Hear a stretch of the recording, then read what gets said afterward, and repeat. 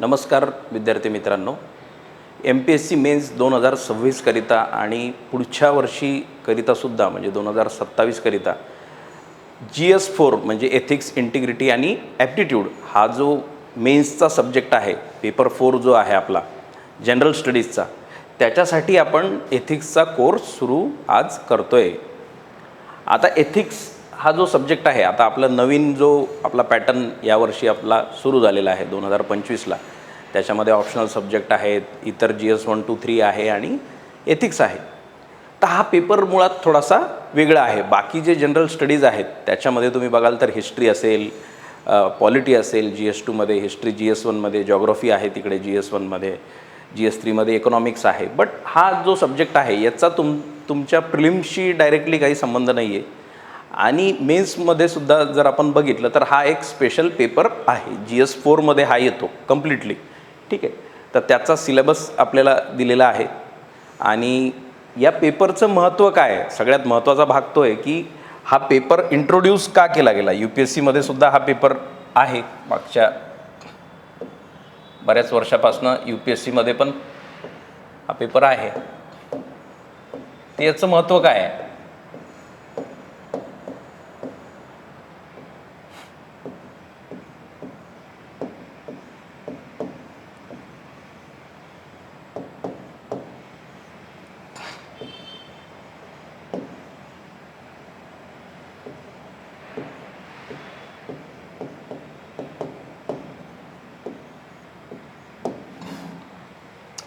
आता तुम्ही म्हणाल की नैतिकता किंवा नीतिशास्त्र जे आपण इथिक्सला म्हणतो मराठीमध्ये, तर हे सगळे जे एक नैतिक आपलं जे बिहेवियर असतं किंवा कशा पद्धतीने समाजामध्ये आपण वावरत असतो, ह्या गोष्टी शिकवाव्या लागतात का, हा मुळात एक प्रश्न आपल्याला असायला पाहिजे.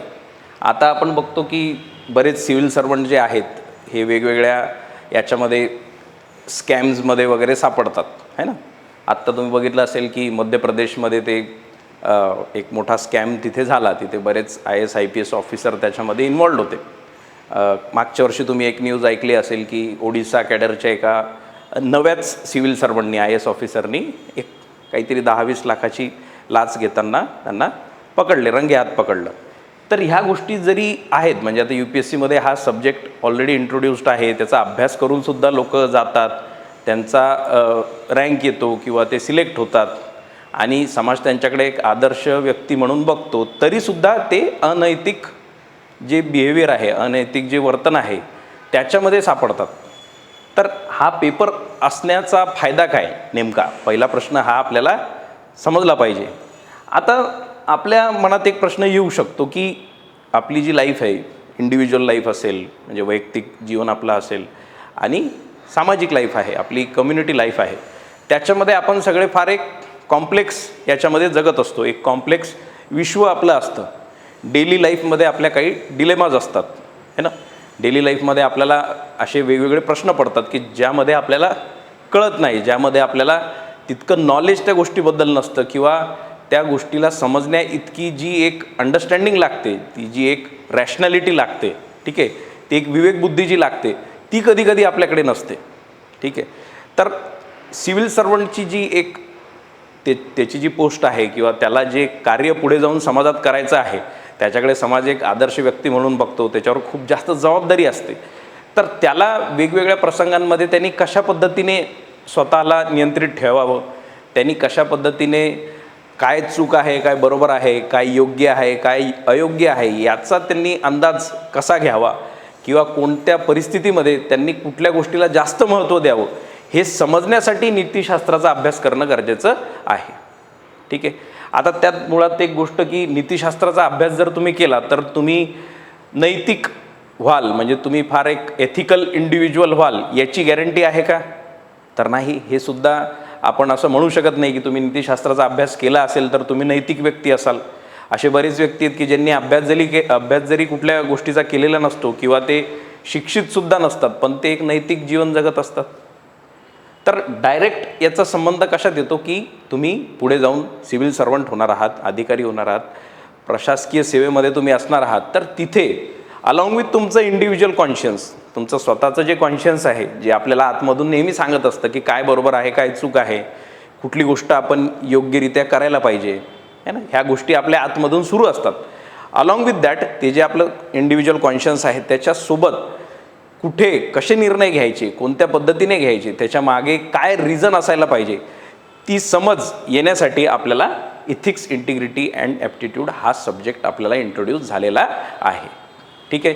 तर मी हे सुद्धा म्हणत नाही की तुम्ही हे वाचलं तर खूप नैतिक किंवा इथिकल इंडिव्हिज्युअल व्हाल किंवा तुम्ही फार समाजासाठी खूप चांगलं कार्य कराल, पण एक प्रयत्न करणे गरजेचं आहे, प्रयत्न करणं गरजेचं आहे. कारण की तुम्ही एक गोष्ट नोटीस केली असेल, आपण बघतो आता दूध आहे फॉर एक्झाम्पल, दूध आपल्याला घरपोच कोणीतरी दूध द्यायला येतं, दूधवाला वगैरे येतो, जी गोष्ट आपल्या बॉडीसाठी चांगली आहे, ठीक आहे, आपल्या हेल्थसाठी जी गोष्ट चांगली आहे ती आपल्याला घरपोच आणून द्यावी लागते. आणि दुसरीकडे आहे दारू, है ना, लिकर, ज्याच्याकडे ती कुठेही किती दूर असली तरी माणूस स्वतः जाऊन घेतो. आता याच्यामध्ये सांगायचं तात्पर्य हे की ज्या अनैतिक गोष्टी असतात किंवा ज्या गोष्टी तितक्या आपल्यासाठी चांगल्या नसतात त्या आपण लवकर त्याच्याकडे वळतो किंवा त्या फार इझिली पसरतात. आणि ज्या गोष्टी चांगल्या असतात किंवा ज्या गोष्टींनी आपलं कल्याण होणार असतं अशा गोष्टी आत्मसात करणे थोडंसं कठीण असतं. आणि ते इंडिव्हिज्युअल लेवलवर सुद्धा कठीण असतं. आणि सामाजिक जी आपली लाईफ आहे किंवा एक समाजामध्ये जे वेगवेगळे इन्स्टिट्यूशन्स आहेत इथे सुद्धा इथिक्सला महत्त्व देणं किंवा इथिक्स त्या सोसायटीच्या वेगवेगळ्या बिहेवियरमध्ये आत्मसात करवणं हे पण फार कठीण आहे. त्याच्यासाठी या गोष्टींचा अभ्यास गरजेचा आहे. ठीक आहे. तर आपला हा सब्जेक्ट इंट्रोड्यूस होण्यामागचं कारणच हे आहे की तुम्ही पुढे जाऊन प्रशासकीय सेवेमध्ये किंवा तुमच्या इंडिव्हिज्युअल लाईफमध्ये, कारण तुमची प्रत्येक एक स्टेप जी तुम्ही लाईफमध्ये घेता, वेगवेगळे निर्णय जे तुम्ही घेता तुमच्या पर्सनल लाईफमध्ये असो की काही असो, ते तुम्हाला तिथे एक आदर्श म्हणून बघतात. म्हणजे समाज तुमच्याकडे एक आदर्श व्यक्ती म्हणून बघतो आणि तुम्ही जर चुकलात तर तो एक समाजामध्ये चुकीचा मेसेज जातो, है ना. तर मागे आत्ता आपले बरेच असे इन्सिडन्सेस झालेले आहेत रिसेंटली की ज्याच्यामध्ये आपण बघतो की अनैतिक वागलेली जी व्यक्ती आहे, म्हणजे वेगवेगळ्या पॉवर पोझिशनवर असताना, म्हणजे समाजाचा तुमच्यावर एक विश्वास असताना तुम्ही जर विश्वासघात केला तर त्यामध्ये लोकांचा तुम्हाला एक उद्रेक सामना करावा लागतो. आणि समाजामधलं एक जो सोशल ट्रस्ट असतं ते पण फार कमी त्यामुळे होतं. आणि समाजात एक आपल्याला दिसते की एक बऱ्यापैकी आपण म्हणतो की त्याच्यामध्ये लोकांचा एकमेकांवरचा विश्वास कमी होतो. ठीक आहे. म्युच्युअल ट्रस्ट कमी होतो. ठीक आहे. तर इथिक्स, इंटिग्रिटी आणि ॲप्टिट्यूड हा सब्जेक्ट आपल्याला शिकायचा आहे.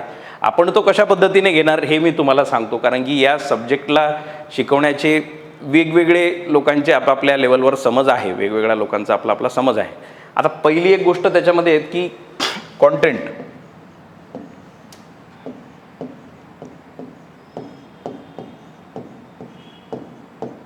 आता बेसिक कंटेंट जो आहे हा असणे फार इझी आहे. म्हणजे हा बेसिक कंटेंट सापडणे फार इझी आहे. म्हणजे तुम्हाला इंटरनेटवर म्हणा किंवा कुठलीही पुस्तकं तुम्ही वापरली तर तुम्हाला बेसिक कंटेंट मिळून जाईल की इथिक्स हा शब्द कुठून आला, इथिक्स आणि मॉरॅलिटीमध्ये काय अंतर आहे, है ना. पुढे life lessons from social reformers वगैरे, प्रत्येक रिफॉर्मरचे वेगवेगळे तुम्हाला हे दिलेलेच असतील की कोणी काय केलं वगैरे, समाजासाठी काय केलं. हे फार मिळवणं फार काही कठीण नाही आहे. तुम्ही इथेही गेला ABC चौकामध्ये किंवा कुठेही असाल तर पुस्तकं तर अवेलेबल आहेत, कंटेंट खूप अवेलेबल आहे. ठीक आहे. तर कंटेंट आपण सुद्धा देऊ. आपण सुद्धा जो आपला टॉपिक डिस्कस होईल त्याच्याशी रिलेटेड नोट्स आपण आपल्या याच्यावर आपण अवेलेबल करून देऊ. पण नोट्स असणे हा काही याच्याने काही एन्श्योर होत नाही की तुम्ही अभ्यास पूर्णपणे केलेला असणार या पेपरसाठी, एस्पेशली या पेपरसाठी. या पेपरमध्ये तुमचं व्यक्तिमत्व दिसलं पाहिजे. आता तुम्ही GS2 आहे, GS1 आहे, त्याच्यामध्ये तुम्ही नोट्स गोळा करू शकतात, त्या पाठ करू शकतात. तुम्ही रायटिंगची स्किल डेव्हलप करून चांगल्या पद्धतीने तिथे एक रिफ्लेक्ट होऊ शकतं की तुम्ही त्या सब्जेक्टचा अभ्यास खूप चांगल्या पद्धतीने केलेला आहे. इथे तुमचं व्यक्तिमत्व दिसलं पाहिजे. तुमचं व्यक्तिमत्व हे तेव्हाच दिसतं जेव्हा तुम्ही स्वतः एक विचार करण्याची तुमची कॅपॅसिटी आहे, तुमच्यामध्ये क्रिटिकल थिंकिंग आहे. तुम्ही जे डेली लाईफमध्ये तुमच्या दैनंदिन जीवनामध्ये ज्या पद्धतीने तुम्ही आयुष्य जगता किंवा तुम्ही ज्या मूल्यांना तुम्ही जास्त महत्त्व देता, तुम्ही स्वतः डिसिजन मेकिंग तुमची कशी आहे, तुम्ही किती लेवलवर कोणत्या लेवलवर तुम्ही स्वतःला एक कोणत्या रिगार्डवर तुम्ही स्वतःला ठेवता, तुमचे निर्णय तुम्ही समाजावर जेव्हा त्याचा एक परिणाम होतो, तर तुम्ही त्या पद्धतीने कसं स्वतःला रेग्युलेट करतात, ह्या सगळ्या गोष्टी तुमच्या पेपरमध्ये दिसल्या पाहिजे. आणि त्या दिसतात कारण की प्रश्न तसे असतात.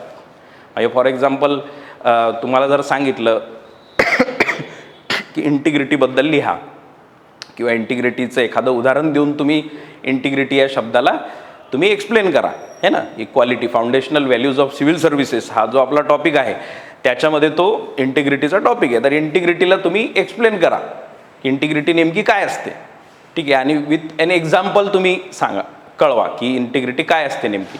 आता माझा एक स्टुडंट होता, त्यांनी मला एक फार चांगलं याचं एक्झाम्पल सांगितलं होतं. आता ते त्याचं एक्झाम्पल आहे, मी असं म्हणत नाही की मी काहीतरी स्वतः तयार केलेलं एक्झाम्पल आहे.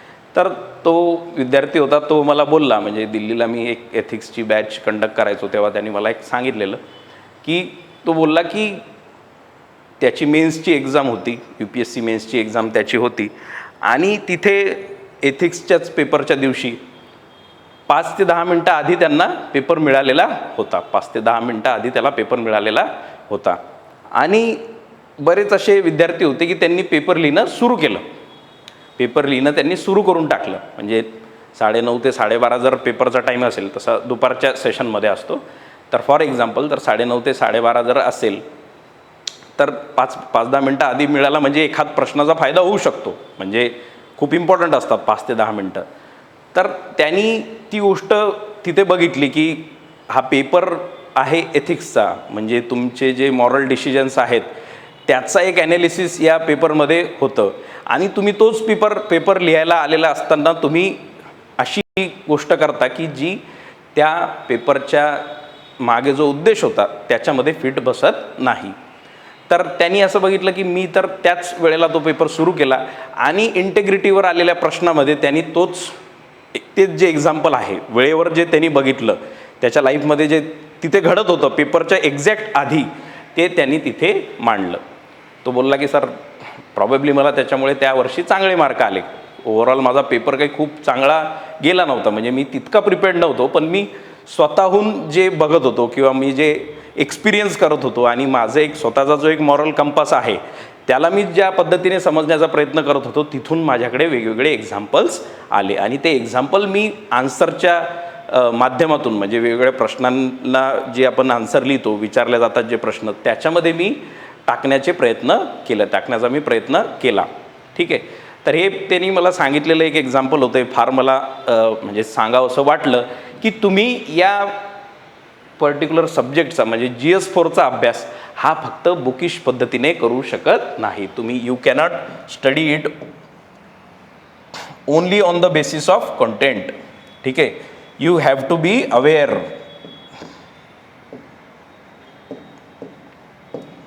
Awareness, daily life. ठीक आहे.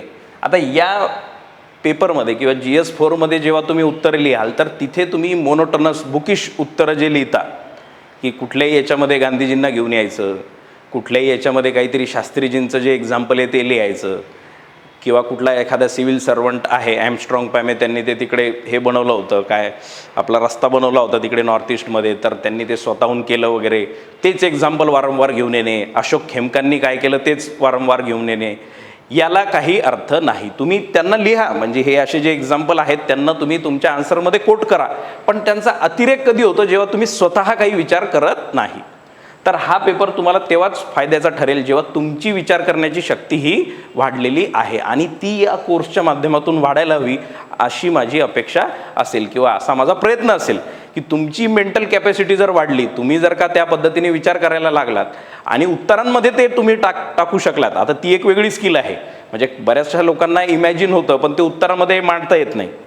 तर आपण याच्यामध्ये काय करणार, क्लॅरिटी इतकी आणणार आहोत, म्हणजे प्रत्येक टॉपिकची क्लॅरिटी आपण ज्या पद्धतीने घेऊया की तुम्हाला असं वाटायला नको की म्हणजे तुम्हाला आन्सर लिहिताना सुद्धा त्या गोष्टी तिथे कामी आल्या पाहिजे. ठीक आहे. आणि तुमचं एक इंडिपेंडंट व्यक्तिमत्व ज्याला म्हणता येईल, तुम्ही एक इंडिव्हिज्युअल पर्सनॅलिटी आहात.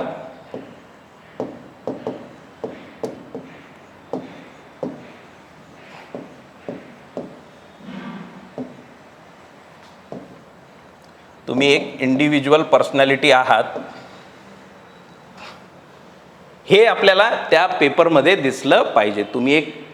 तुमचं एक व्यक्तित्व आहे, तुमची एक पर्सनॅलिटी आहे आणि तुम्ही स्वतः विचार करू शकता अलॉंग विथ द कंटेंट, म्हणजे जे टॉपिक आहे किंवा जो सिलेबसचा कंटेंट आहे त्याच्यासोबत तुम्ही स्वतःसुद्धा एक क्वालिटेटिव्ह लाईफ जगत आहात, हे त्या एक्झामिनरला बघायचं आहे. आणि ते कधी साध्य होईल जेव्हा तुम्ही सिलेबसवर पण मास्टरी तुमची असेल आणि स्वतःसुद्धा अप्लाय करू शकाल, है ना. तर आपला जो हा कोर्स घेण्यामागचा जो उद्देश आहे तो काही फक्त बस येऊन काहीतरी PPTवर काहीतरी बोलायचं आणि सोडून द्यायचं असा नाही आहे. आपण डेफिनेशन्स वगैरे त्या बघू, म्हणजे काही काही गोष्टी ज्या आपल्याला बुकिश पद्धतीने घ्याव्या लागतात, पण स्वतः तुमची एक कॅपॅसिटी डेव्हलप करणे, एक्झाम्पल्स क्रिएट करणे, ह्या गोष्टी तुम्हाला यायला पाहिजे. त्याच्या मागे आपला हा उद्देश असणार आहे. तर चला, हा आपला जो कोर्स आहे त्याला आपण एका पद्धतीने सुरुवात करूया. म्हणजे आपण हा कोर्स जो आहे त्याचा पहिला टॉपिक जो आहे तो आज आपण घेऊया. ठीक आहे, त्याची सुरुवात करूया बेसिकली. ठीक आहे, पहिला टॉपिक कुठला आहे मग? Ethics and human interface. Ethics and human interface काय याचं? नीतिशास्त्र आणि मानवी परस्पराभिमुखता म्हणजे इंटरफेस. ठीक आहे, इथिक्स अँड ह्युमन इंटरफेस. ठीक आहे, याचा अर्थ मी पुढे तुम्हाला सांगेल. की ह्युमन इंटरफेसचा अर्थ काय आहे, अंतरंग ज्याला आपल्याला म्हणता येईल. ठीक आहे, तर इथिक्स अँड ह्युमन इंटरफेस हा पहिला टॉपिक आहे, तो आपल्याला आज सुरू करायचा आहे. त्याचं बेसिक्स आपण घेऊया की इथिक्स हा शब्द आला कुठून, किंवा इथिक्स या शब्दाचा अर्थ काय आहे, किंवा समाजामध्ये इथिक्सचं महत्त्व काय आहे, एका इंडिव्हिज्युअलच्या म्हणजे एका व्यक्तीच्या लाईफमध्ये इथिक्सचा काय रोल आहे.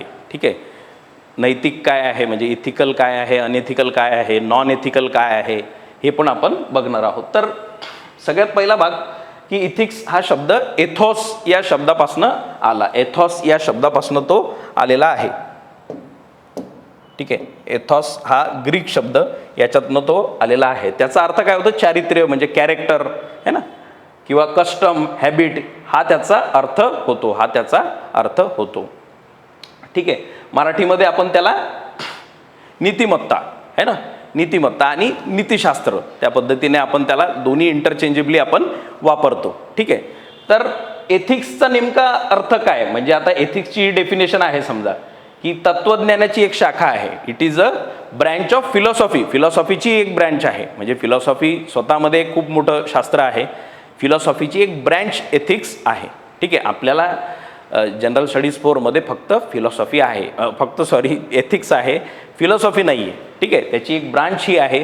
ठीक आहे, त्याचं एक त्याची डेफिनेशन काय असणार, म्हणजे डेली लाईफमध्ये किंवा सामाजिक लाईफमध्ये चूक आणि बरोबर यामधला फरक समजण्यासाठी योग्य अयोग्य काय आहे, वेगवेगळे आपले इथिकल डिलेमाज जे असतात त्यामध्ये आपल्याला एक डिरेक्शन देण्यासाठी एक मॉरल कंपास म्हणून जे ॲक्ट करतं ते इथिक्स आहे. ठीक आहे, एक मॉरल कंपास म्हणून जे ॲक्ट करतं ते इथिक्स आहे. ठीक आहे, इट गाईड्स ह्युमन कंडक्ट.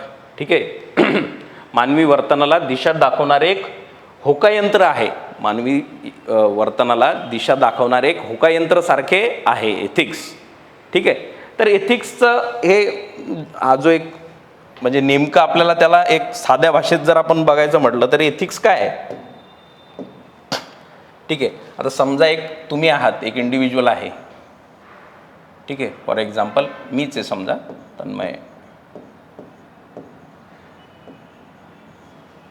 ठीक आहे, एका साईडला मी काय बघेल की माझं कल्याण कसं होईल.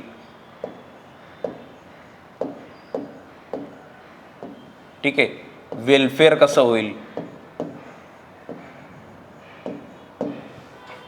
दुसरीकडे मी काय बघेल की म्हणजे दुसरीकडे माझी कर्तव्य काय आहेत, माझी ड्युटी काय आहे.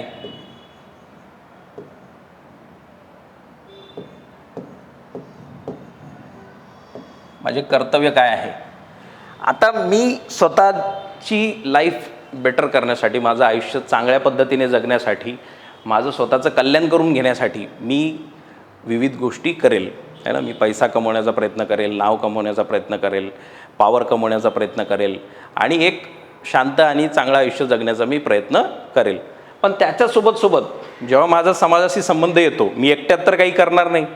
आता इथे समजा मी शिकवत आहे किंवा मी पुढे जाऊन काही समजा अधिकारी झालो, तर तिथे मी एकटा तर मला काही मिळणार नाही आहे. तिथे माझ्यासोबत तिथे ऑफिस आहे, तिथे एक ऑर्गनायझेशन आहे, बऱ्याच गोष्टी आहेत ज्याच्याशी माझा डायरेक्टली संबंध येईल.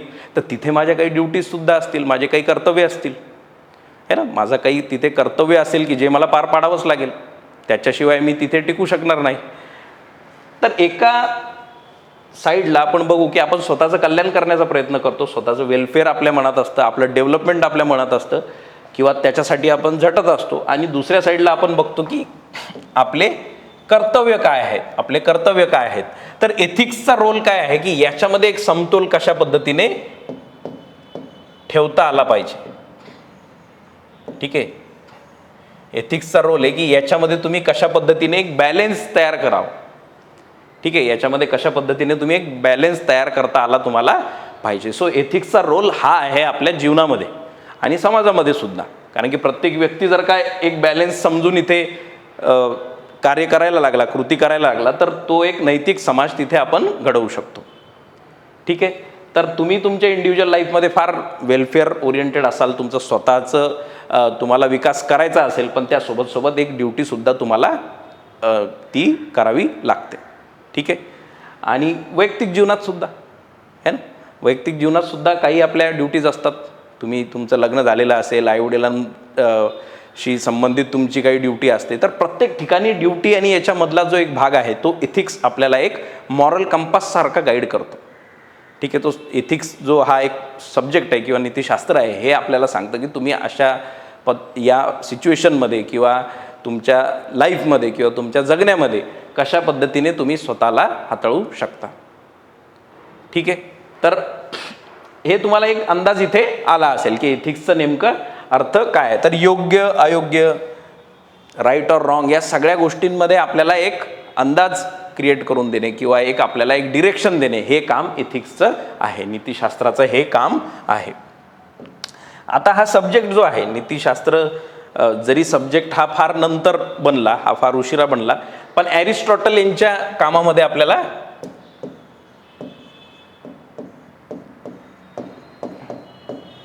ॲरिस्टॉटलच्या कामामध्ये आपल्याला नैतिकतेबद्दल बऱ्याच गोष्टी दिसतात. म्हणजे वेस्टर्न फिलॉसॉफर ॲरिस्टॉटल जे आहेत त्यांच्या कामामध्ये आपल्याला दिसतात.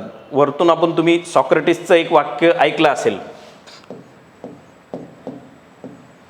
अन अनएक्झामाइंड लाईफ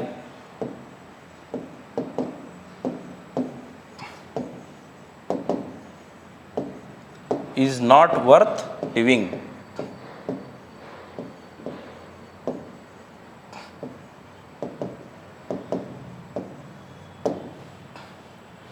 निरीक्षण न केलेले आयुष्य जगण्यालायक नाही, असं सॉक्रेटिस यांनी म्हटलेलं आहे. ठीक आहे, याच्यामध्ये सुद्धा दिसतं, या वाक्यामध्ये सुद्धा आपल्याला दिसतं की त्यांचा जो एक त्यांनी ज्या पद्धतीने हायलाईट केलं आहे की तुम्हाला स्वतःला प्रश्न करता आला पाहिजे, तुम्हाला एक्झामाइन करता आलं पाहिजे की तुम्ही जगता आहात तर त्याच्या मागची मूल्ये काय आहेत, त्याच्या मागचे व्हॅल्यूज काय आहेत, ते किती तुम्हाला स्वतःला कामी येत आहेत आणि समाजाला कामी येत आहेत. ठीक आहे, तर जुन्या जे वेस्टर्न जे थिंकर आहेत त्यांच्या कामांमध्ये आपल्याला एथिक्सचा बऱ्यापैकी एक आपल्याला तिथे कॉन्टेंट आपल्याला दिसतोय किंवा त्यांच्या कॉन्सेप्ट्समध्ये आपल्याला एथिक्सबद्दल दिसतं आहे. नवीन थिंकर मग इमॅन्युअल कांट असतील, इमॅन्युअल कांट फार महत्त्वाचे थिंकर आहेत. ड्युटी बेस्ड एथिक्स जे आहेत, ड्युटी बेस्ड एथिक्स, की परिणाम काही असू द्या, तुम्ही तुमच्या वेळेला तुमची ड्युटी करा. म्हणजे you care only about the means not the ends. ठीक आहे, महात्मा गांधीसुद्धा त्याच फिलॉसॉफीवर चालले. त्यांचं असं म्हणणं होतं की तुम्हाला जी ड्युटी आहे ती तुम्ही पूर्ण करा, तुम्ही त्या एंडवर जाऊ नका की याचा कॉन्सिक्वेन्स काय होईल. ठीक आहे, याची दुसरी बाजूसुद्धा आहे, कॉन्सिक्वेन्शियल एथिक्स जे आहे त्याची दुसरी बाजूसुद्धा आहे की तुम्ही जास्तीत जास्त लोकांचा फायदा होईल असा निर्णय घ्या. तुम्ही ड्युटीबद्दल फार रिजिड राहू नका. आता हे त्या सगळ्या ज्या स्कूल्स आहेत त्या आपण पुढे शिकणार आहोत. ठीक आहे, पण इमॅन्युअल कांट असतील, महात्मा गांधी स्वतः असतील किंवा सॉक्रेटिस असेल, ॲरिस्टॉटल असतील, ठीक आहे, जेरमी बेंथम असेल, या सगळ्यांचं आपण एक ॲनालिसिस आपण पुढे हळूहळू करणार आहोत. ठीक आहे, अजून एथिक्सला धरून काय आपल्याला बघता येईल. आता परंपरा आणि एथिक्स,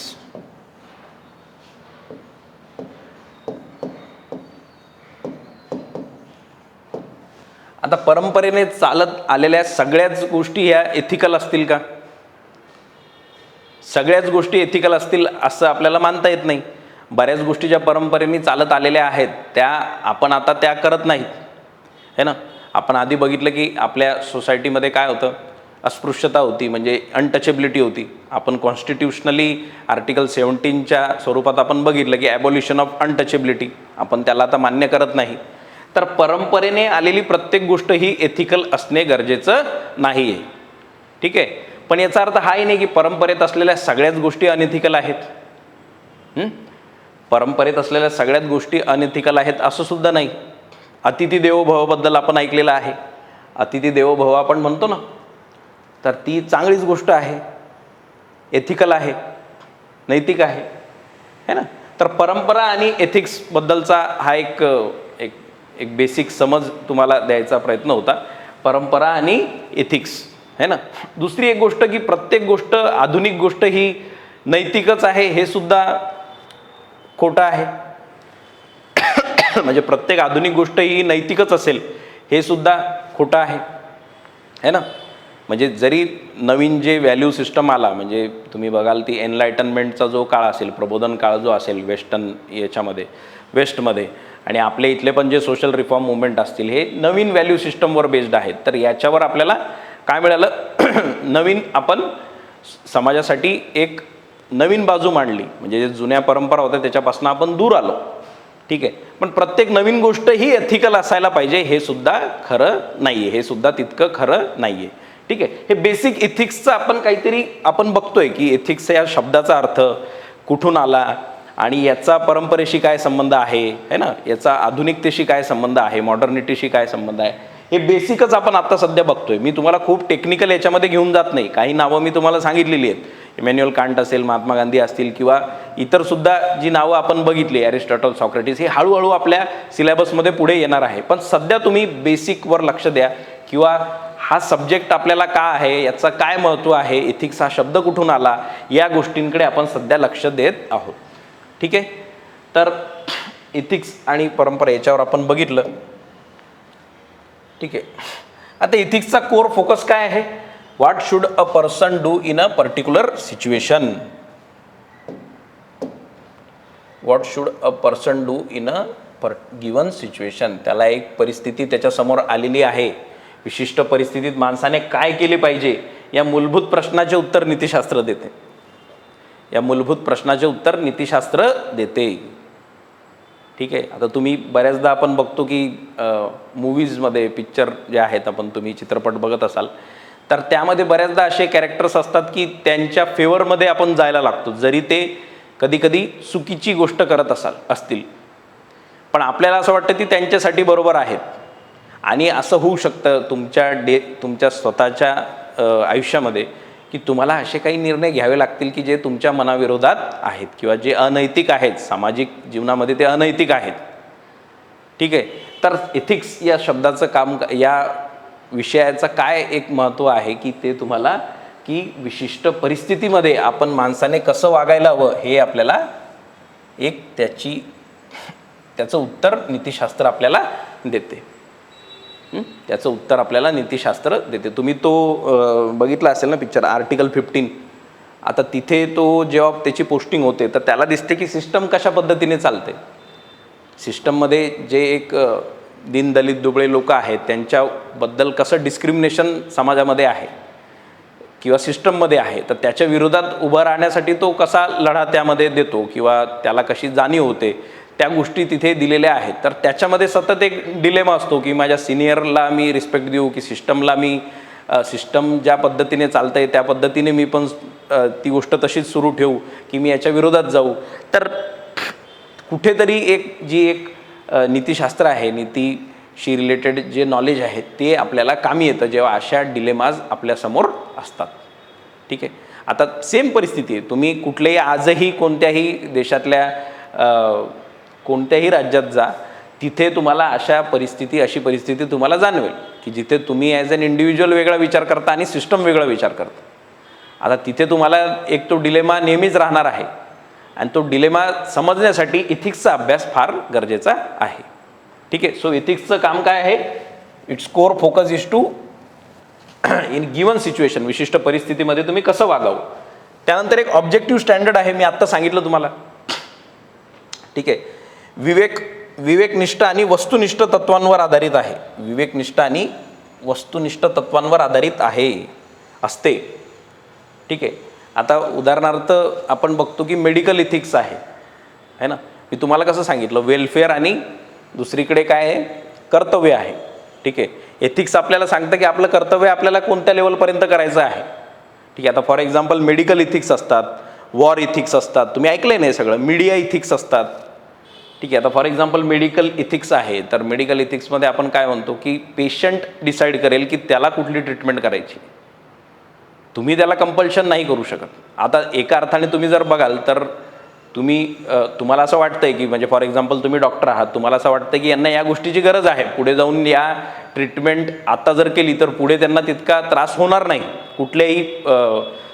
कुठल्याही डिसीजच्या संदर्भात तुम्ही बघाल. पण त्यांची इच्छा नसेल, पेशंटची इच्छा नसेल, तर तुम्ही त्याला कंपल्शन करू शकत नाही. हा कशातला मेडिकल इथिक्सचा हा भाग आहे. हा मेडिकल इथिक्सचा भाग आहे.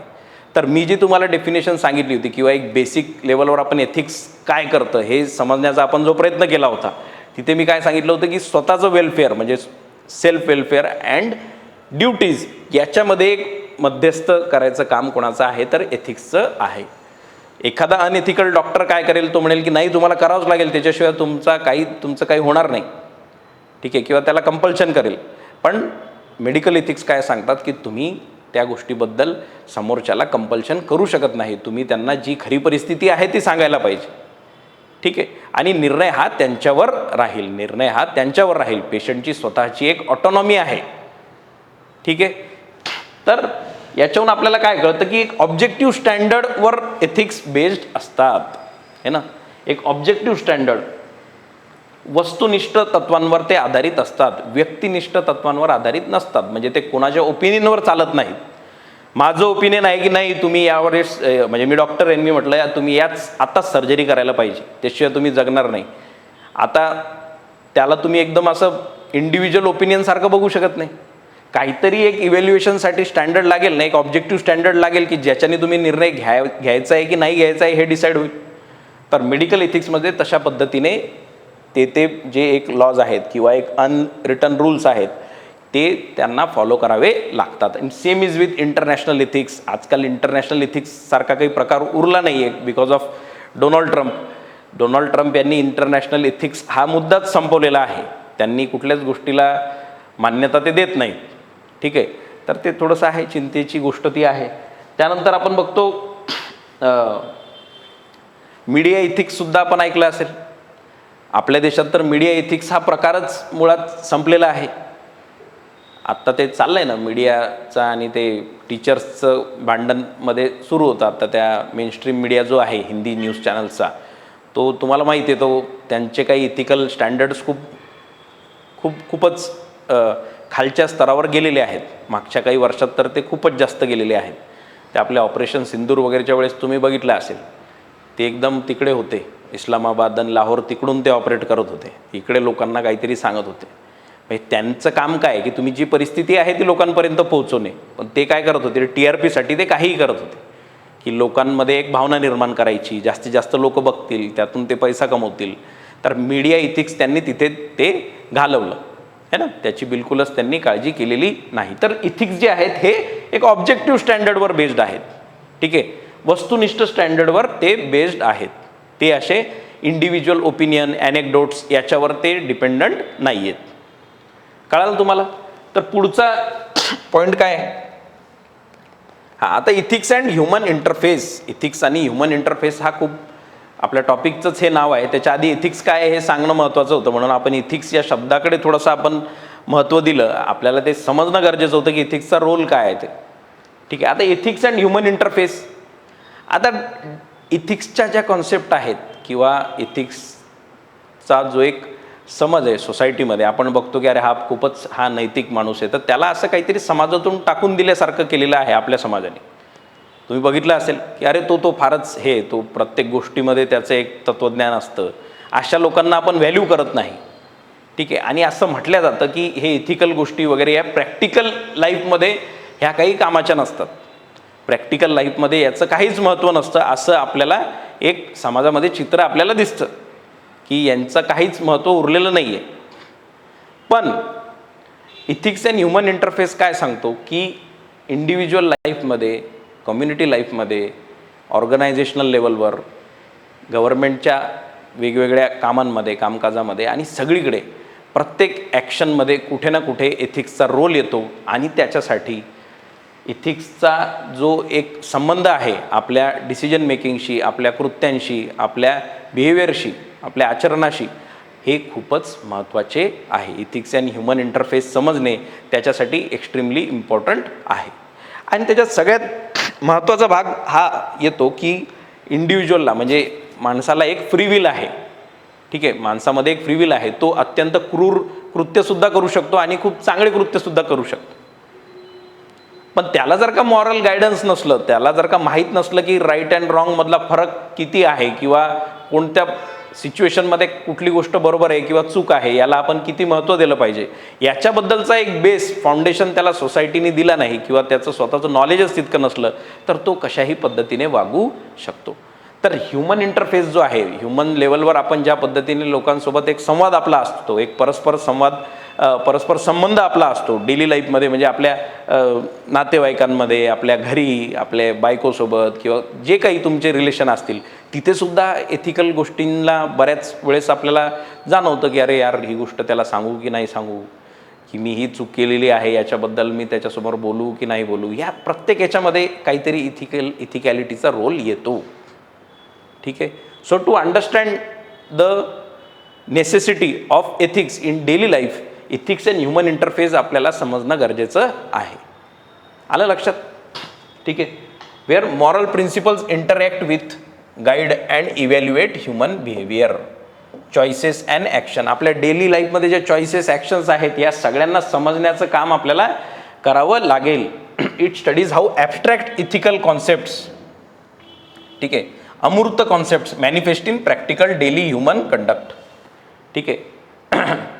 अमूर्त नैतिक संकल्पना प्रत्यक्ष मानवी व्यवहारात कशा उतरतात, हे आपल्याला एथिक्स अँड ह्युमन इंटरफेसच्या संदर्भात आपल्याला शिकायला मिळतं. एथिक्स अँड ह्युमन इंटरफेसच्या अंडरस्टँडिंगमध्ये आपल्याला ते कळतं.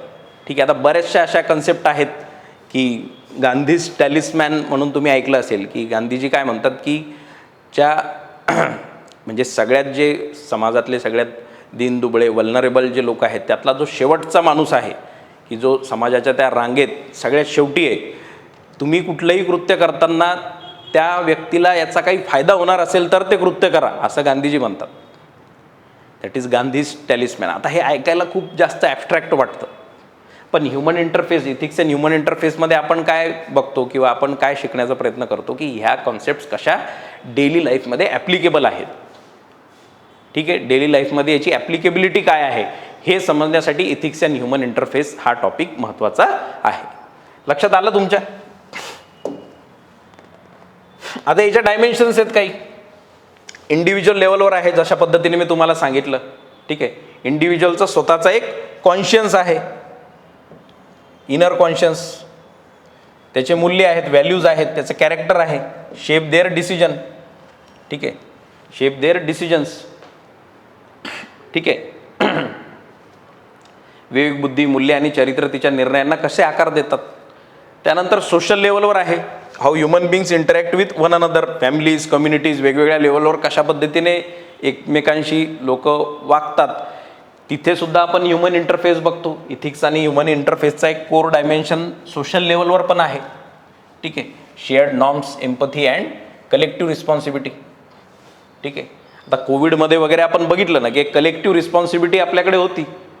तुम्ही एकट्यामध्ये काही स्वतः करू शकत नव्हता. डॉक्टरांचा तुमच्याशी संबंध होता, काही लोक तुमच्यासाठी स्वतःहून पोलीस असतील वगैरे, हे सगळे तुमच्यासाठी आपला जीव धोक्यात टाकत होते. तर आपण सोशल लेवलवर सुद्धा एक इथिक्स ह्युमन इंटरफेस बघतो. त्यावेळेला कोणी म्हटलं असं नाही मला काही घेणं देणं नाही, मी माझं बघेल, तर तसं चालणार होतं का? नाही. इथिकॅलिटी ही प्रत्येक ॲक्शनमध्ये असते, हे आपल्याला समजून घेता आलं पाहिजे. ठीक आहे, सामाजिक नियम असतील, सहानुभूती असेल. ठीक आहे. त्यानंतर इन्स्टिट्यूशनल प्रोफेशनल लेवलवर पब्लिक लाईफ, गव्हर्नन्स, हे जे तुम्हाला याच्यामध्ये जायचं आहे, बिझनेस ॲडमिनिस्ट्रेशन. ठीक आहे, इथे कोड ऑफ कंडक्ट असतो. सिव्हिल सर्वंटचा पण एक कोड ऑफ कंडक्ट आहे की तुम्ही सिव्हिल सर्व्हिसमध्ये गेल्यानंतर कशा पद्धतीने वागायला हवं, कारण तुमच्याकडे पूर्ण समाजाचं लक्ष आहे. ठीक आहे. सो इथिक्स अँड ह्युमन इंटरफेसमध्ये 3 वेगवेगळ्या लेवल आपण बघितल्या. एक इंडिव्हिज्युअल लेवल, सोशल लेवल, आणि त्यानंतर एक कुठली ती इन्स्टिट्यूशनल लेवल और प्रोफेशनल लेवल. तिथे आपण कसं वागायला हवं, तिथे आपल्या ॲक्शन्सचा काय परिणाम होतो, आपल्या ॲक्शन्समध्ये इथिकॅलिटी किती महत्त्वाची आहे, हे सगळं इथिक्स अँड ह्युमन इंटरफेस याच्या अंतर्गत आपण बघतो. ठीक आहे. आता हे इंटरफेस का मॅटर करतो, मी तुम्हाला ऑलरेडी सांगितलं याच्याबद्दल, पण एक गोष्ट आपण इथे बघू शकतो की he can cause either immense good or severe harm. Can cause either immense good or severe harm. The human interface of ethics ensures that human freedom is exercised responsibly. आता आपल्याला कुठलंही कृत्य करण्याचं आपल्यामध्ये एक फ्री विल असतं, चांगलं किंवा वाईट. त्याच्यामुळे ह्युमन इंटरफेसमध्ये येणारे आपले जे निर्णय आहेत, म्हणजे आपण आपल्या याच्यामध्ये ॲक्ट करत असताना जे आपले निर्णय आहेत याच्यामध्ये एथिक्सचा रोल समजून घेणे हे एका सिव्हिल सर्वंटसाठी इम्पॉर्टंट आहे आणि इतर लोकांसुद्धासाठी तितकंच महत्त्वाचं आहे. ठीक आहे. तर फ्री विल तुमचं, आता आपण बघितलं मध्ये ते पुण्यामध्ये रेप वगैरे झाला होता, त्या 4 वर्षाच्या चिमुकलीवर अत्याचार झाला. आता हे किती म्हणजे त्या नराधमानी केलेले ते जे कृत्य आहे, it is a very severe harm. It is a severe harm. On the other hand we see की बरेच असे लोक आहेत की ते चांगले कृत्यसुद्धा करतात, पण त्या कृत्य करण्यामागे किंवा त्या गोष्टी ज्या पद्धतीने घडतात तर त्यांना तो समज देणे, म्हणजे चुकीचं कृत्य करणाऱ्याला समज देणे आणि जे चांगले कृत्य करतात त्यांच्याबद्दल समजून घेणे, ह्या गोष्टी एका सिव्हिल सर्वंटला, एका व्यक्तीला, एका रिस्पॉन्सिबल जे एका पॉवरफुल पोझिशनवर बसणार आहे त्याला समजणं गरजेचं आहे. ठीक आहे. So this is ethics and human interface. त्याला रिस्पॉन्सिबली त्याला पुढे वागावं लागेल, एक सिव्हिलाइज्ड ॲक्शन त्याला घ्यावी लागेल. या गोष्टींसाठी त्याला इथिक्स अँड ह्युमन इंटरफेस समजणं अत्यंत महत्त्वाचं ठरतं. ठीक आहे. पुढचा याच्यामधला टॉपिक आहे why ethics is necessary for individual and society. आपण ऑलरेडी बरंच याच्याबद्दल बोललो आहे की समाजासाठी आणि इंडिव्हिज्युअलसाठी इथिक्स का गरजेचे आहे. इथिक्स का गरजेचे आहे समाजासाठी पण आणि इंडिव्हिज्युअलसाठी पण. तर इंडिव्हिज्युअलच्या सेन्समध्ये जर आपण बघितलं, व्यक्तीसाठी for provides clarity in dilemmas. Provides clarity in dilemmas म्हणजे जेव्हा कधी आपल्याला मॉरल कॉन्फ्लिक्ट्स होतात, आपल्या मनामध्ये 2 वेगवेगळे रस्ते असतात आणि दोन्हीकडे जाताना आपल्याला कळत नाही की आपण बरोबर करतोय का चूक करतोय. ठीक आहे. आपण कुठलंही कृत्य करताना त्याच्याबद्दलचं एक मोजमाप आपण करत असतो, तेव्हा इथिक्स आपल्याला गाईड करेल. त्या सिच्युएशनमध्ये इथिक्स आपल्याला गाईड करतो. ठीक आहे. आता त्याचे जे डायमेन्शन आहेत, थेरीज आहेत, समजा फॉर एक्झाम्पल युटिलिटेरियनिझम असेल, डिओन्टोलॉजी असेल. युटिलिटेरियनिझम काय म्हणतं की highest good of the highest number, जास्तीत जास्त लोकांना फायदा होईल असे कृत्य करा. ड्युटी बेस्ड एथिक्स काय म्हणतात की तुम्ही तुमची ड्युटी आहे ती करा, ते जे होईल ते बघता येईल, तुमची ड्युटी जास्त महत्त्वाची आहे. ठीक आहे. तर एथिक्स कशासाठी गरजेचे आहेत, एथिकल असणे किंवा for an individual why ethics is necessary, because it provides clarity in dilemmas. डिलेमाजमध्ये आपल्याला क्लॅरिटी एथिक्स देतो. डिलेमाजमध्ये क्लॅरिटी आपल्याला एथिक्स देतो. ठीक आहे. तुम्ही मूवीज वगैरे बघणं फार गरजेचं आहे. तुम्ही तो न्यूटन बघितला असेल, त्याच्यामध्ये तो फार ऑनेस्टली काम करण्याचा प्रयत्न करत असतो. तर त्याला कशा अडचणी येतात, काय येतात, ती सुद्धा एक केस स्टडी आहे. आणि पुढे येणाऱ्या लेक्चर्समध्ये मी बरेच असे एक्झाम्पल तुम्हाला डेली लाईफमध्ये किंवा आपल्या करंट अफेअर्समध्ये जे चालले आहेत किंवा जुने आहेत, काही हिस्टॉरिकल आहेत, असे मी तुम्हाला एक्झाम्पल त्याच्यामध्ये देणार आहे. ठीक आहे. तर हा पहिला to provides clarity, inner peace and self actualisation, आत्मिक शांती आणि आत्मसाक्षात्कार. जो इथिकल व्यक्ती असतो, आता आपले हे अल्बर्ट आइन्स्टाईन म्हणतात की मॉरल ॲक्शन सगळ्यात वरती आहे. तुम्ही कशा पद्धतीने मॉरली स्वतःला कंडक्ट करतात हे तुमच्या इनर पीससाठी सगळ्यात इम्पॉर्टंट भाग आहे. बाकी तुम्ही बाहेर काहीही करा, कारण की जी एक इंटरनल एक परीक्षण जे आपल्या कॉन्शियन्ससोबत आपलं सुरू असतं ते तिथे उत्तर देणं आपल्याला फार गरजेचं असतं. आणि तिथे जर आपल्याकडे उत्तर नसेल, आपण काहीतरी अनैतिक काम केलेलं असेल, तर ती जी एक आपलं जे एक इनर पीस आहे, आत्मशांती जी आहे, ती आपल्याला मिळत नाही. ती आत्मशांती आपल्याला नेहमी त्रास देत असते. तर एथिकल असणं त्याच्यासाठी एका व्यक्तीसाठी फार गरजेचं आहे की ते तुम्हाला एक इनर पीस देतं. महात्मा गांधींनी पण या गोष्टींना फार महत्त्व दिलेलं आहे. त्यांचं म्हणणं आहे की तुम्ही नैतिक जीवन हे सगळ्यात जास्त नैतिकता तुमच्या लाईफमध्ये महत्त्व देते. त्यांनी तर कम्युनिटी लाईफमध्ये पण नैतिकता आणण्याचा प्रयत्न केला. म्हणजे तुमची जी एक आपल्या समाजाची एक जी जडणघडण झालेली आहे 1920 to 1950, तिथे गांधीजींचा जो रोल होता किंवा त्यांचा एक समाजावर प्रभाव होता, तर त्यांनी समाजात पण एक तुम्ही नैतिक लेवलवर विरोध करायला हवा. म्हणजे सत्याग्रहाचा जो एक भाग आहे की तुम्ही दुश्मनाशी जास्त तुम्ही त्यांचा द्वेष न करता त्यांचा विरोध करायला पाहिजे वगैरे, ह्या सगळ्या ज्या बाजू आहेत की इनर पीससाठी तुम्हाला नैतिकता फार गरजेची आहे, इथिक्स फार तुम्हाला गरजेचं आहे, नीतिमत्ता गरजेची आहे तुम्हाला. ठीक आहे. त्यानंतर बिल्ड्स क्रेडिबिलिटी अँड ट्रस्ट, है ना, विश्वसनीयता आणि विश्वास. ठीक आहे. आता इंडिव्हिज्युअल लेवलवर तुम्ही जर का इथिकल व्यक्ती असाल, इथिकल तुमचे ॲक्शन्स तुमच्या अशा असतील की तुम्ही कोणालाच त्याच्यामध्ये तुम्ही भेदभाव करत नाही, तुम्ही कुठल्या तरी पोझिशनवर आहे तर तुम्ही सगळ्यांना इक्वली ट्रीट करता.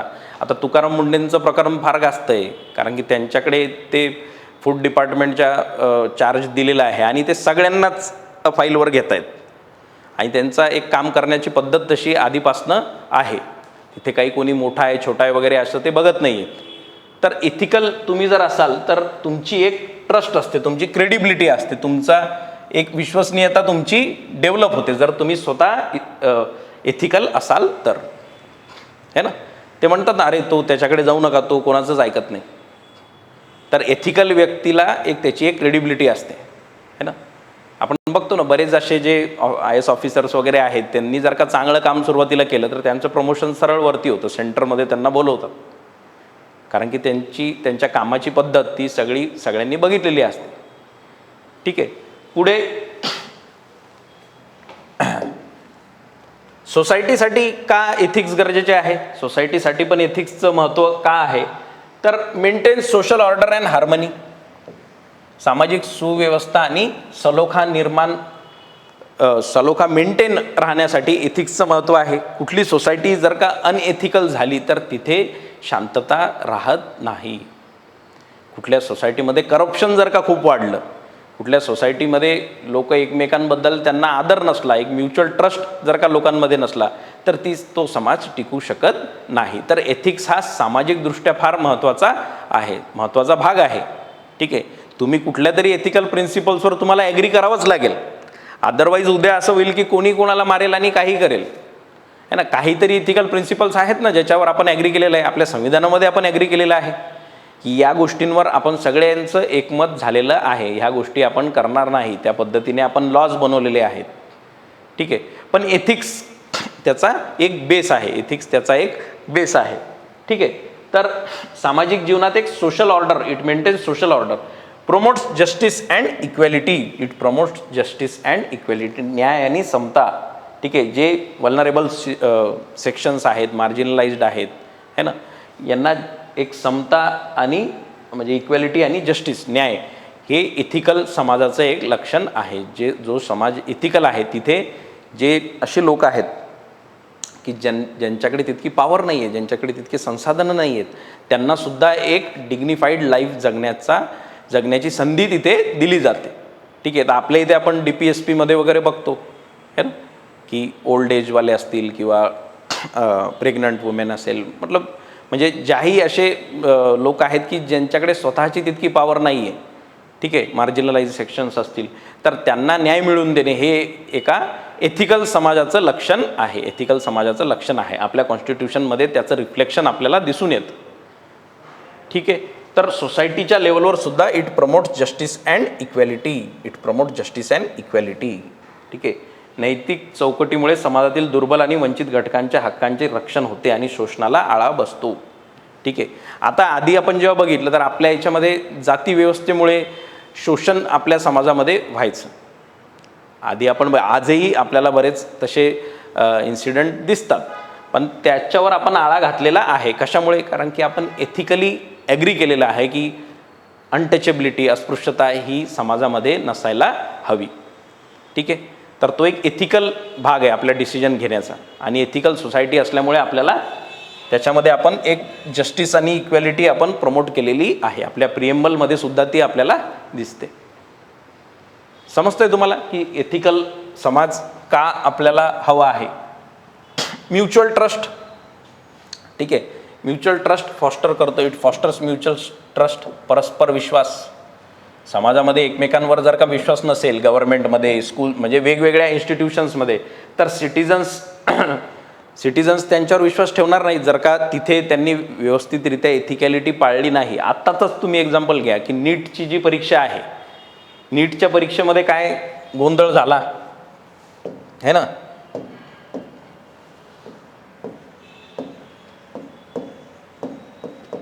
नीटचा जो पेपर लीक झाला, नीट पेपर लीक, याच्यामुळे काय झालं? समाजात जी एक पॉवर आहे, गव्हर्नमेंटकडे दिलेली पॉवर आहे, इन्स्टिट्यूशन्सकडे दिलेली पॉवर आहे. ठीक आहे. नॅशनल टेस्टिंग एजन्सी वगैरे आपण बनवलेली आहे, पण ह्या इन्स्टिट्यूशन्सनी जर का त्यांचं काम इंटिग्रिटीने केलं नाही, ऑनेस्टली केलं नाही, रिस्पॉन्सिबल पद्धतीने केलं नाही, ट्रान्सपरंट पद्धतीने केलं नाही, तर समाजामध्ये एक म्युच्युअल ट्रस्ट जो असतो तो कमी होतो.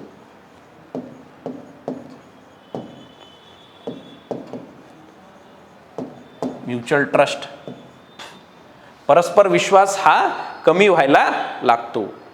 ठीक आहे. तर समाजामध्ये जे इन्स्टिट्यूशन्स आहेत, ज्यांच्याकडे ही जबाबदारी दिलेली आहे की तुम्ही समाजात जे समाजातले विविध भाग आहेत त्यांच्यावर तुमचा नियंत्रण असायला पाहिजे, त्याच्यासाठी तुम्ही एक एथिकल पद्धतीने तुम्ही कार्य करायला पाहिजे. ते जर का तुम्ही नाही केलं तर समाजात जो एक परस्पर ट्रस्ट असतो, म्युच्युअल ट्रस्ट असतो, तो कुठेतरी खालावलेला असतो. आणि हा ट्रस्ट जर कमी होत गेला तर त्या समाजामध्ये फार जास्त खूप जास्त लेवलवर चेंजेस आपल्याला बघायला मिळतात. जसं ब्रिटिश सोसायटीमध्ये बघितलं की आपल्यावर अत्याचार वाढायला लागला, त्याच्यामुळे काय नवीन नवीन रिव्हॉल्युशनरी लोक समोर आले, नवीन नवीन आपल्या संघटना तयार झाल्या, इंडियन नॅशनल काँग्रेस तयार झाली, आणि विविध रिव्हॉल्युशनरीज होते, भगतसिंग वगैरे, सगळ्यांनी या पद्धतीने विरोध करण्याचा प्रयत्न केला. आता ती परिस्थिती जशी आहे की इन्स्टिट्यूशन्स जर तुम्हाला एथिकल पद्धतीने किंवा एक त्यांची एक रिस्पॉन्सिबिलिटी पूर्ण करत नसतील तर समाजामध्ये म्युच्युअल ट्रस्ट जो आहे तो कमी होतो. सोसायटल जो ट्रस्ट आहे तो कमी व्हायला लागतो. ठीक आहे. आणि सगळ्याच्या आपण बघितलं की शेअर मार्केटमध्ये वगैरे जर काही स्कॅम वगैरे झाला तर तिथे सुद्धा एक एथिकॅलिटीचाच तो प्रश्न आहे. त्याच्याने जे नॉर्मल इन्व्हेस्टर असतात त्यांचा त्याच्यावरचा विश्वास कमी होऊन जातो, म्युच्युअल ट्रस्ट कमी होऊन जातो. ठीक आहे. So it is applicable everywhere. म्हणजे सोसायटीमध्ये प्रत्येक ठिकाणी नैतिकतेचं महत्त्व खूप जास्त आहे. ठीक आहे. तर ओव्हरऑल आपला आजचा जो आपल्याला डिस्कशन घ्यायचं होतं हे याच बेसिक्सवर आपल्याला घ्यायचं होतं की एथिक्स काय आहे, का महत्त्वाचं आहे है ना, आणि त्याचा जो रोल आहे इंडिव्हिज्युअल लाईफमध्ये, पब्लिक लाईफमध्ये जो रोल आहे त्याच्याबद्दल आपल्याला बघायचं होतं. आणि पुढे जे टॉपिक आहेत, म्हणजे हा टॉपिकचा पुढचा भाग आपण पुढच्या सेशनला घेणार आहोत. आपले 5-6 सेशन आपण फ्री यूट्यूबवर ठेवणार आहोत. तशी आपल्या याच्यावर कोर्स क्रिएट झालेला आहे. आपल्या ॲपवर तुम्ही असाल, सुभाष अकॅडमीच्या ॲपवर तुम्ही असाल किंवा नसालसुद्धा तर तुम्ही ॲप घ्या. त्याच्यामध्ये आपला कोर्स हा झालेला आहे, सुरुवात झालेली आहे. त्याची नोट्स तुम्हाला अवेलेबल करण्यात येतील. आणि मध्ये मध्ये 2-3-1-2 प्रश्न आपण असे 1-2 प्रश्न आपण घेत जाऊ की हा प्रश्न आहे याच्यामध्ये आपण काय लिहू शकलो असतो. काही UPSCचे PYQ घेऊ, MPSCचा यावर्षीचा जो 25चा पेपर आहे तो आपण सॉल्व करण्याचा प्रयत्न करू. त्यासोबत म्हणजे जो टॉपिक संपला त्याचे प्रश्न तिथे आपण घेणार आहोत.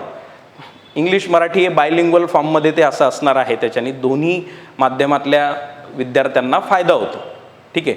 पण महत्त्वाचं जे मी सुरुवातीला सांगितलं की क्लॅरिटी, स्वतःची क्लॅरिटी सब्जेक्टशी रिलेटेड, आणि त्यानंतर आपला स्वतःचा अवेअरनेस, हा जोपर्यंत तुम्ही आत्मसात करणार नाही किंवा ती कॅपॅसिटी डेव्हलप होणार नाही, एथिक्समध्ये तुमचे चांगले मार्क येणं थोडंसं अवघड आहे. तर एथिक्स या सब्जेक्टला GS4ला तुम्ही कशा पद्धतीने अप्रोच करता हे फार महत्त्वाचं आहे. आणि आपल्या या कोर्समध्ये आपण प्रयत्न करू की जितक्या जास्त लेवलवर तुमची जी जागरूकता आहे स्वतःबद्दलची, समाजाबद्दलची एक एथिकॅलिटी जी आहे ती महत्त्वाची का आहे आणि उत्तर लिहिण्यामध्ये कसं स्वतःचं कौशल्य वाढवायचं हे सुद्धा आपण याच्यावर जास्त फोकस करणार आहोत.